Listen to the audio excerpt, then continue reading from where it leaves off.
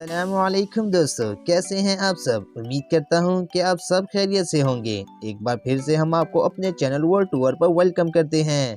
دوستو، آج ہم آپ کو بتائیں گے ازبکستان کے بارے میں۔ دوستو، ازبکستان جسے ملا نصر الدین اور فاتحین تیمور کے نام سے بھی جانا جاتا ہے، اور دوستو کہا جاتا ہے کہ امام بخاری بھی اسی ملک میں پیدا ہوئے تھے۔ ازبکستان جس کا مکمل نیم ریپبلک آف ازبکستان ہے، اور مقامی زبان میں اسے ازبکستان بھی کہا جاتا ہے۔ اس کا یہ نام 3 الفاظ سے بنا ہے: اوز، بیک اور ستان، مطلب کہ اوز نسل کے لوگوں کی سرزمین۔ ازبکستان کے رقبے کی بات کی جائے تو یہاں کا رقبہ 4,48,978 مربع کلومیٹر ہے، جو کہ ہسبانیہ سے چھوٹا اور کیلیفورنیا سے تھوڑا سا بڑا ہے، اور سویڈن کے تقریباً برابر بنتا ہے۔ دوستو، ازبک معاشرے کی روایات بہت ہی خوبصورت اور دوسرے طریقے کی ہیں، جن سے ہم بہت کچھ سیکھ سکتے ہیں۔ آپ نے اگر غربت میں خوشحالی اور مطمئن زندگی کا گر سیکھنا ہے تو آپ ازبکستان کے لوگوں سے سیکھ سکتے ہیں، کیونکہ دوستو یہ تمام لوگ تہذیب، پڑھے لکھے اور محبت سے بھرے ہوتے ہیں۔ اور دوستو، ازبکستان کے لوگ بہت ہی مہمان نواز ہوتے ہیں۔ آپ پوری زندگی ان کی مہمان نوازی نہیں بھول سکیں گے۔ اس کے علاوہ دوستو، پورے ملک میں قانون کی بہت سخت پابندی ہے۔ دوستو، ازبکستان ایک غریب سی کنٹری ہے۔ عام لوگوں کی آمدنی $100 سے زیادہ نہیں، مگر اس کے باوجود ازبکستان میں پچھلے 10 سال سے کوئی بھی گاڑی چوری نہیں ہوئی۔ ازبکستان کا ایک اور کمال سیاحت ہے۔ مسلم ممالک کے لوگ حضرت عثمان غنی رضی اللہ تعالیٰ عنہ کا قرآن مجید اور حضرت امام بخاری اور امام ترمذی کے مزارات پر مسلمان لوگ حاضری دینے کے لیے جاتے ہیں۔ ازبکستان میں غیر ملکی لوگوں کی ضرورت کی تمام چیزیں موجود ہیں، اسی لیے تو یورپ سے لاکھوں کی تعداد میں سیاح یہاں پر گھومنے آتے ہیں۔ ملک میں دوستو ریسٹورنٹ، چائے خانے اور ہوٹل انتہائی سستے ہیں، اور آپ کو رات کے وقت یہ تمام جگہیں آباد نظر آتی ہیں۔ ازبکستان کا ایک اور کمال مہمان نوازی اور شائستگی ہے۔ یہاں کے لوگ بہت ہی زیادہ حلیم، سادہ اور خوش مزاج لوگ ہیں۔ یہاں پر دوستو شکریہ کے طور پر رحمت کا لفظ استعمال ہوتا ہے۔ یہاں پر آپ اگر کسی کا کام کر دیں تو وہ آپ کو مسکرا کر رحمت کہہ دیتے ہیں۔ یہ لوگ دوستو کھانے کے میز سجانے کے بہت ہی ماہر ہیں۔ آپ لوگ کسی کے بھی گھر مہمان کے لیے چلے جائیں تو وہ کھانے کے میز پر کھانوں کا انبار لگا دیتے ہیں۔ یہ لوگ گرین ٹی، بلیک ٹی اور سوپ بہت ہی شوق سے پیتے ہیں۔ آپ لوگ اگر ریسٹورنٹ میں جاتے ہیں تو آپ کو وہاں پر کھانے سے قبل سلاد، برگر، کیکس اور خشک میوے، یہ تمام لوازمات فری ہوتی ہیں۔ یہ روایات بھی ازبکستان کو دوسرے ممالک سے ممتاز کرتی ہیں۔ دوسرے ممالک میں لوگ ریسٹورنٹ میں کھانے کے لیے آتے ہیں، کھاتے ہیں اور چلے جاتے ہیں، لیکن ازبکستان میں اگر آپ لوگ ریسٹورنٹ جاتے ہیں تو آنا بھول ہی جاتے ہیں، کیونکہ وہاں کے کھانے اتنے زبردست اور لذیذ ہوتے ہیں۔ دوستو، ازبکستان کے لوگ پلاؤ بنانے کے بہت ہی ماہر ہیں، اور برصغیر میں پلاؤ ازبکستان کے لوگوں نے متعارف کرایا تھا، اور یہ لوگ دودھ سے ٹافی جیسی ایک چھوٹی سی ڈش بھی بناتے ہیں جو کہ کرت کہلاتی ہے۔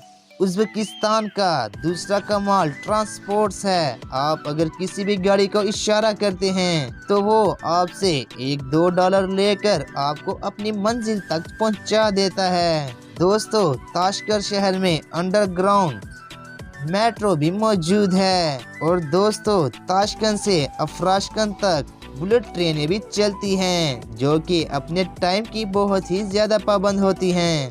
ازبکستان ایئر لائن نے نیو جہاز خریدے ہیں۔ اندرون ملک ہوائی سفر بہت ہی سستا ہے۔ آپ لوگ 5-6 ہزار میں تاشکند سے بخارا بائے پلین جا سکتے ہیں۔ دوستو ازبکستان میں پورے سال میں صرف 15 دن گرمی پڑتی ہے، جسے یہ لوگ چلا کہتے ہیں۔ یہاں پر دوستو گھومنے کے لیے بہترین ٹائم اپریل اور سپٹمبر کے مہینے کو مانا جاتا ہے۔ ازبکستان کی ہسٹری کی تو کیا ہی بات ہے دوستو، جب آپ لوگ اس کی تاریخ پڑھتے ہیں تو آپ لوگ حیران ہی رہ جاتے ہیں، کیونکہ ازبکستان ایک ملک کا نہیں بلکہ تاریخی کتاب کا ایک نام ہے۔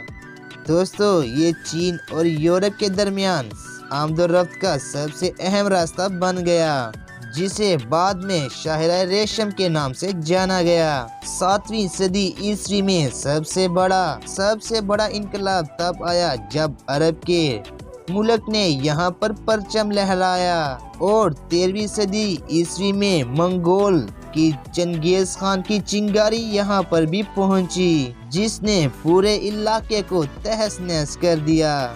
14ویں صدی عیسوی میں ملک کی چاروں بڑی ریاستیں زوال پذیر ہوتی گئی۔ سلجوق ریاست ختم ہو گئی، ایوبی ریاست کمزور ہوتی گئی، اور بزنطینی امپائر کی اینٹیں بھی گر رہی تھیں، اور منگولوں کا طوفان بھی سمٹ کر چین تک محدود ہوتا جا رہا تھا۔ لیکن آپ قدرت کا معجزہ دیکھیے، اسی خون اشام دور میں 2 نئی ریاستیں پیدا ہو گئیں۔ ایک طرف اورخان نے 1326 میں عثمان غازی کے انتقال کے بعد انا نے اقتدار سنبھالی، اور اس کے 10 سال بعد 9 اپریل 1336 میں ازبکستان کے شہر سب سے 13 کلومیٹر دور برلاس قبیلے میں امیر تیمور نے جنم لیا، اور ترکی میں ارطغرل کا خاندان سر اٹھانے لگا۔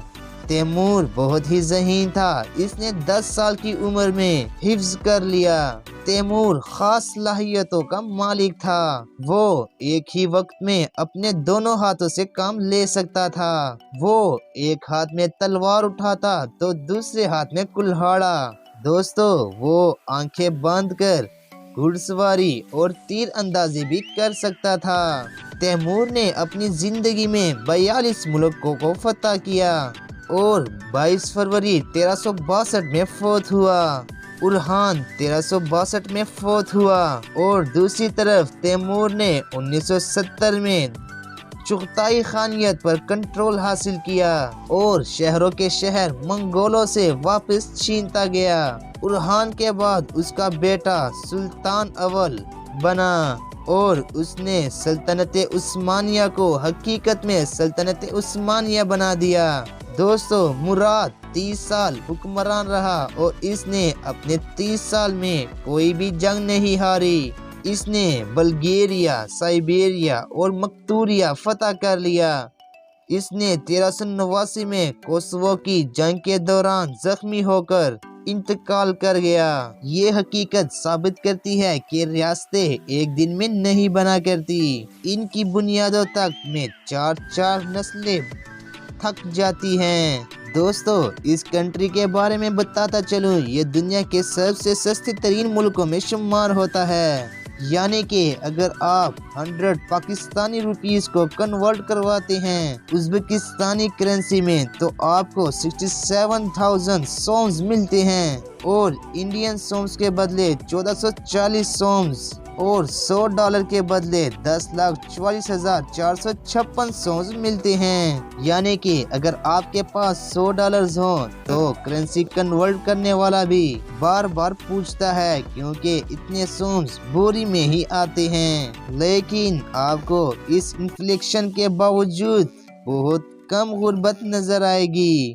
جہاں پر بھی دیکھیں گے مسکراتے چہرے جہاں آپ کو نظر آئیں گے۔ یہاں پر لوگ اچھا کھاتے پیتے اور پہنتے ہیں، آپ کو کسی بھی شخص کا لباس گندا یا جوتا پھٹا ہوا نظر نہیں آئے گا۔ यहाँ की ख़वातीन साल में एक लिबास खरीदेंगी, लेकिन महंगा और खूबसूरत लिबास खरीदेंगी, क्योंकि इनका मानना है कि अच्छी चीज़ एक बार और सस्ती चीज़ बार बार, तो इसीलिए अच्छी चीज़ ये एक बार ही ले लेते हैं। यहाँ पर ख़वातीन आपको सुपर स्टोर से लेकर ब्यूटी पार्लर्स तक काम करती नजर आएंगी, और यहाँ के मर्द आपको खूबसूरत तरीन लिबास, पैंट, टाई और बूट्स में नजर आते हैं। लोग अपने अपने घरों में फलदार दरख्त जरूर लगाते हैं। यहाँ पर गाड़ियाँ इंतहाई सस्ते रेट्स पर मिल जाती हैं, और यहाँ की हुकूमत आवाम को घर बनाकर देती है। दोस्तों, उज़्बेकिस्तान कौमी लैंग्वेज की बात की जाए तो यहाँ की कौमी लैंग्वेज उज़्बक है, और लफ्ज उज़्बक का मतलब हकीकी रहनुमा है, जो कि एक तुर्क जुबान है और तुर्क जुबानों से मिलती जुलती है, और इसका इंटरनेशनल कॉलिंग कोड +999 है। तो दोस्तों, ये थी उज़्बेकिस्तान के बारे में हमारी एक मुख्तसर सी वीडियो। तो उम्मीद करता हूँ कि आप लोगों को अच्छी लगी होगी।